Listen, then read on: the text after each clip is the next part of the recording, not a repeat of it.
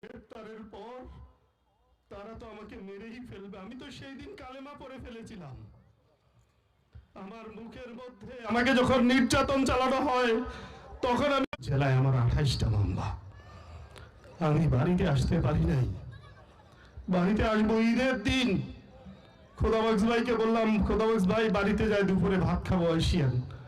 খোদাবক্স ভাই বললো ঠিক আছে, 12টার সময় কুরবানির ঈদের দিন। বললো মতিউর বাড়িতে আসিও না। কেন?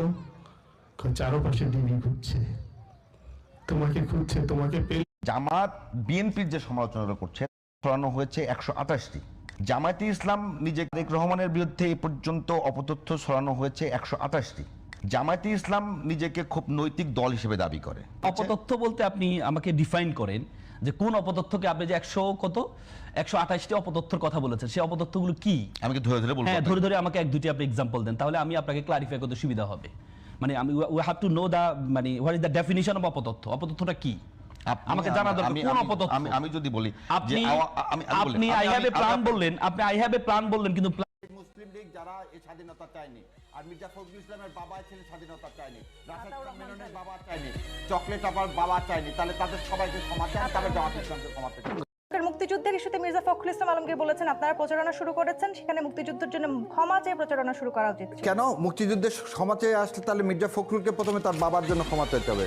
তাহলে জিয়াউর রহমান মুসলিম লীগ এবং বামফ্রন্ট দিয়ে যে বিএনপি তৈরি করছে সেই বিএনপিকে ক্ষমা চাইতে হবে।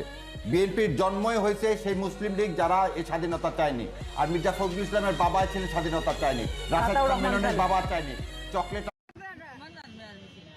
এর মধ্যে একটি আপনারা পাইছেন না? আপনারা কি পরিশ্রম করছেন না?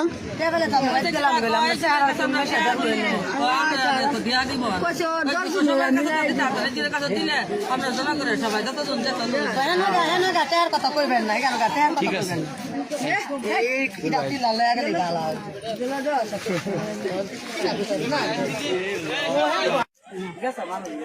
আপনারা কত করে নিয়েছে? টিয়া কত করে পান আপনারা? 200 টাকা। কত লোক গেছেন, কতজন?